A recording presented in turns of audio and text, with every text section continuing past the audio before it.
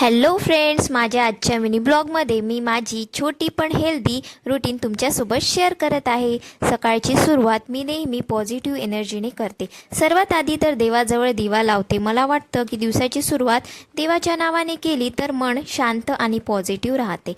त्यानंतर मी माझ्या केसासाठी काही छोट्या मोठ्या हेल्दी अशा गोष्टी करत असते आणि रोज डेली मी तुळशीचं पाणी ही पितेच, कारण तुळशीचे पाणी शरीरासाठी आणि हेअर ग्रोथसाठी खूप जास्त फायदेशीर आहे। तुळशी मातेला पाणी घातलं की तुळशीची पानं तोडून छान त्याला क्रश करून पाण्यात मिक्स करून ते पाणी मी पिते।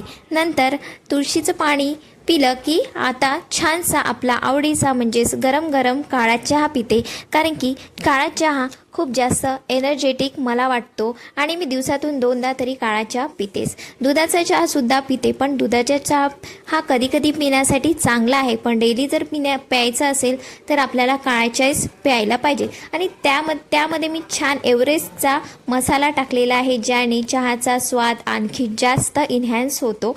आम्ही महानुभावपंथी असल्यामुळे आमच्या देवाला सुद्धा चहाचा प्रसाद दाखवावा लागतो, तर चहा बनला की आधी देवाला छान दाखवायचा आणि त्यानंतर पाणी फिरवायचं आणि तोच चहा आपण प्यायचा। तर मी तसंच केलेलं आहे, देवाचा चहाच पिण्यासाठी घेतलेला आहे। तर अशा छोट्या हेल्दी सवयी आपल्या लाईफला खूप पॉझिटिव्ह आणि स्ट्रॉंग बनवतात। जर तुम्हाला असे मिनी ब्लॉग ब्युटी आणि आवडत असतील तर चॅनलला नक्की सबस्क्राईब करा। थँक्यू।